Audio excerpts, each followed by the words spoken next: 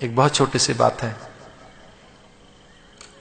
स्वान को और गऊ को श्रद्धा पूर्वक देने से दिन सुबह, दिन के, दोपहर के, रात के किए गए पाप मिट जाते हैं और कई पापों का प्रायश्चित होता है स्वान को देने से, गौ को देने से, भूखे को देने से, जीव को देने से। पंच बलि हमारे यहां बताई गई है, उन पर एक दिन मैं चर्चा करूंगा। एक बार निरीह पशु के सामने खड़े होकर कुछ देकर देखो उसे, मनोरंजन के लिए नहीं, कभी नहीं। मैं जब बहुत छोटा था तो थोड़ा बहुत मैंने विज्ञान पढ़ा होगा बचपन में, और तब की मुझे मेरी कविता याद आती है, उसको एक अंश सुनाता हूं कुछ इधर उधर के। सब कुछ चीर फाड़ कर देखा हमने, मेंढक और आदमी के अंदर अंतर केवल इतना पाया। सब कुछ चीर फाड़ कर देखा हमने, मेंढक और आदमी के अंदर अंतर केवल इतना पाया कि मेंढक मनोरंजन के लिए आदमी पर कंकड़ी नहीं फेंकता। सब कुछ चीर फाड़ कर देखा हमने, मेंढक और आदमी के अंदर अंतर केवल इतना पाया कि मेंढक मनोरंजन के लिए आदमी पर कंकड़ी नहीं फेंकता। सच मानिए, कोई जीव मनुष्य को छोड़कर अपने मनोरंजन के लिए उसे मनुष्य का कभी अहित नहीं किया, कभी नहीं किया। हाँ, हमने उन पर एक तरह से एहसान जरूर किया होगा, रोटी दे रहे हैं, कुछ और कर रहे हैं। एक बार निष्काम भाव से इन पशुओं के पास जाइए, पंछियों के पास जाइए, गौ के पास जाओ एक बार, और फिर पुराणों में पढ़कर देखो उसका फल। ऐसा कहते हैं, गौ की सेवा अश्वमेध यज्ञ जैसे फल जैसी है। जितने भी देवताएं सब वो गौ में वास करते हैं। रूठ कर बैठ गई लक्ष्मी जी एक दिन, उन्होंने कहा मैं नहीं जाऊंगी गऊ में, गौलोक में। पता लगा सारे देवता चले गए, ब्रह्मा विष्णु महेश सनकादिक नारद यम वरुण कुबेर सप्तऋषि सब चले गए, यक्ष गंधर्व किन्नर, और लक्ष्मी जी रूठ कर बैठ गई। बोली सब जाएं भलाई, मैं तो कभी नहीं जाऊंगी। मैं क्यों जाऊंगी गौ के भीतर? मेरे नारायण कभी नहीं जा सकते। पता लगा नारायण लोग खा लिया, रुद्र लोग खा लिया, पार्वती चली गई, ब्रह्माणी चली गई, रुद्राणी चली गई, सची इंदिरा चली गई, यज्ञ पत्नियां, अप्सराएं, सुरबालाएं, ललनाएं अकेली रह गई बिल्कुल। अच्छा, पूरा गांव खाली हो जाए, आप रह जाएं, फिर किससे बातें करोगे? घर खाली हो जाए, आप रह जाएं, किससे मिलोगे?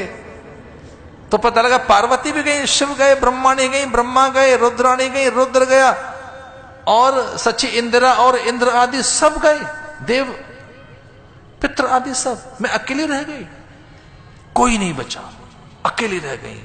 और फिर गौ के पास आई लक्ष्मी जी। ये बड़ी सुंदर सी कथा है।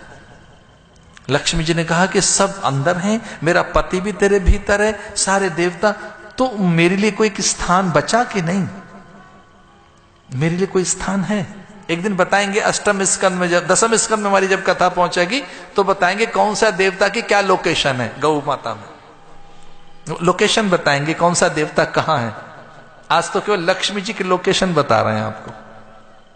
लक्ष्मी जी ने कहा कि मेरा स्थान क्या है, मैं कहां रहूंगी? तो गौ ने कहा देखो तुम्हारे पति यहां है, ब्रह्मा यहां है, और शिव यहां है, ब्रह्माणी यहां है, रुद्राणी यहां है, यम वरुण कुबेर यहां है।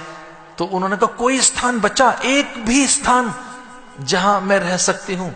तो गौ ने बड़ा सकुचाते हुए कहा कि ना भाई, कठिन है, अब तो क्षमा कीजिए, मुझ में कुछ नहीं बचा, एक रोम भी नहीं बचा है, मैं अब आपको ग्रहण नहीं कर सकती।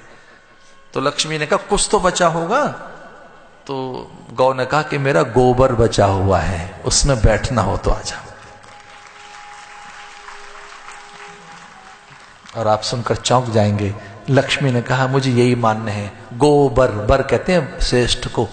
और आपको अंदर की बात बता रहा हूं, गौ की सबसे महंगी कोई चीज है तो दूध नहीं है, दही नहीं है, घी नहीं है, मट्ठा नहीं है, और भैया मूत्र भी नहीं है। उसकी सबसे महंगी कोई चीज है जो वैज्ञानिकों ने बताई है, ऋषि मुनियों ने, तो उसका नाम है गोबर। गोबर सबसे महंगी चीज है उसकी, उसमें लक्ष्मी जी का वास है। गोबर, बर कहते हैं श्रेष्ठ को। गौ की श्रेष्ठ वस्तु, गौ की उत्तम वस्तु, गौ की मूल्यवान वस्तु कोई है तो गोबर है। आइए चलो एक और बात सुने। ये मूत्र में कौन है? सारी नदियों ने अभिमान के साथ कहा हम सारी नदियां चली गई, गंगा ने मना कर दिया। गंगा ने कहा कि हमको भी गौ में जाना पड़ेगा। तो गंगा जी कहाँ है? मूत्र में गंगा जी का वास है। गंगा जल और मूत्र की कल्चर करके देखिए, एक गौ का मूत्र और गंगा जल एक चीज है।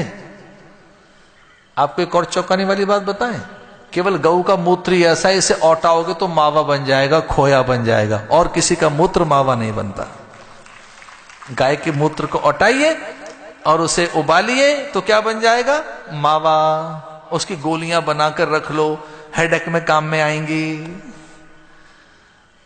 उसकी गोलियां बन रही हैं, मावा बनता है उसका, उसे औटाओगे। किसी भी प्राणी के मूत्र को औटाने से मावा और खोया नहीं बनता, उससे बनता है। फिर गौरोचन कैसे बनता है, गाय के खुर से क्या मिलता है, पूंछ से क्या मिलता है, एक एक करके बताएंगे। सारी चीजें आज नहीं, 10वें स्कंद में एक बार गौ माता को आ जाने दीजिए, फिर लोकेशन से बताएंगे कौन सी चीज क्या है। लेकिन यह सच है कि अगर बहुत आप अवसाद में हैं तो गौ माता को छू लीजिए, अवसाद आपका भाग जाएगा। अवसाद कहते हैं डिप्रेशन को।